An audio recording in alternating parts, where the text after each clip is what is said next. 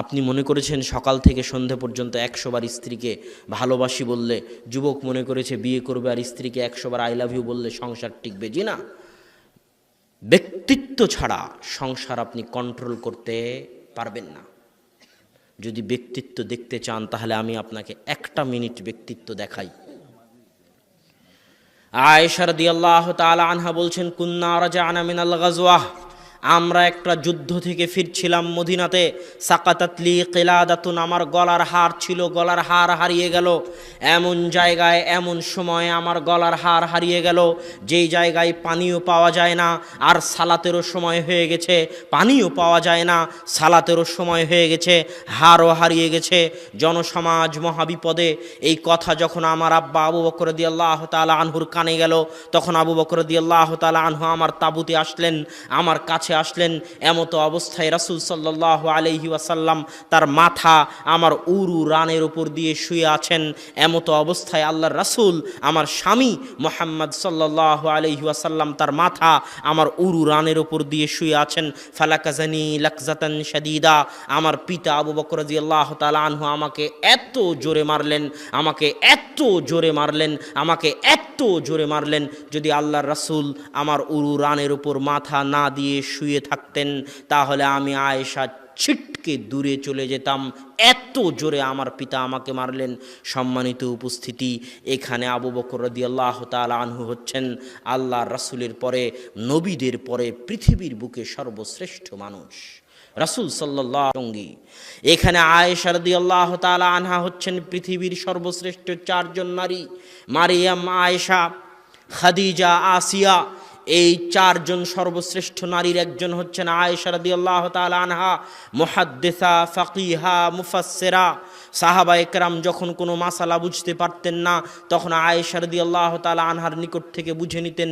এত বড় জ্ঞানী, এত বড় বিদুষী রাসূল সাল্লাল্লাহু আলাইহি ওয়াসাল্লামের স্ত্রী আবু বকর রাদিয়াল্লাহু তাআলা আনহুর বিবাহিত মেয়ে।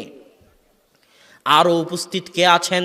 মুহাম্মদ সাল্লাল্লাহু আলাইহি ওয়াসাল্লাম, যিনি পৃথিবীর সর্বশ্রেষ্ঠ নবী, নবীদের মধ্যে সর্বশ্রেষ্ঠ নবী। সর্বশ্রেষ্ঠ মানুষে, সর্বশ্রেষ্ঠ নবীর সামনে সর্বশ্রেষ্ঠ নারীদের একজনকে মারতেছেন। পিতায় মারতেছেন, মেয়েকে মারতেছেন, বিবাহিতা মেয়েকে মারতেছেন, শ্বশুরে মারতেছেন, জামাইয়ের সামনে মারতেছেন। সে জামাই যেমন তেমন জামাই নয়, পৃথিবীর সর্বশ্রেষ্ঠ নবীদের একজনের সামনে মারতেছেন। সর্বশ্রেষ্ঠ মানুষে মারতেছেন, সর্বশ্রেষ্ঠ নারীকে মারতেছেন, বিবাহিতা নারীকে মারতেছেন, জামাইয়ের সামনে মারতেছেন। এর নাম ব্যক্তিত্ব। এত মহান ব্যক্তিত্বের অধিকারী ছিলেন আবু বকর রাদিয়াল্লাহু তাআলা আনহু। ব্যক্তিত্ব মানে হচ্ছে আপনি চললে আপনাকে দেখে 5-10টা মানুষ প্রভাবিত হবে, দেখে শিখবে।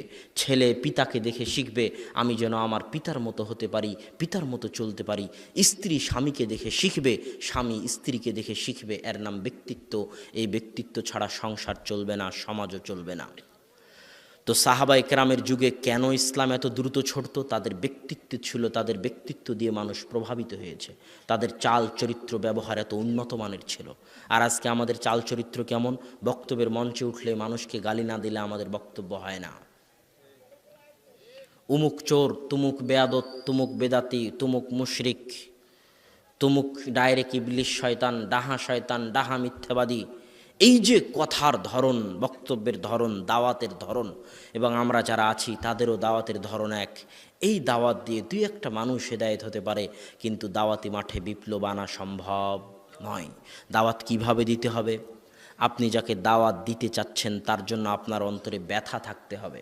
ব্যথা যে আদম আলাইহিস সালাতু ওয়াস সালামের একজন সন্তান। আরে হিন্দু হলেও তো আদমের সন্তান নাকি? আদম আলাইহিস সালাতু ওয়াস সালামের একজন সন্তান, এ আমল করে জাহান্নামে যাবে। আমার একজন ভাই এ আমল করে জাহান্নামে যাবে। আমার তো উচিত জান প্রাণ দিয়ে তাকে জাহান্নামের আগুন থেকে বাঁচানোর চেষ্টা করা। আপনার ছেলে যদি আপনার চোখের সামনে ছাদ থেকে লাফ দিতে চায়, আপনি দিতে দিবেন? দিবেন না। আপনাকে যদি বলি আপনার ছেলে অ্যাক্সিডেন্ট করে মেডিকেলে আছে, আপনি সব কিছু ছেড়ে দিয়ে, অনুষ্ঠান ছেড়ে দিয়ে আপনার ছেলেকে দেখার জন্য চলে যাবেন।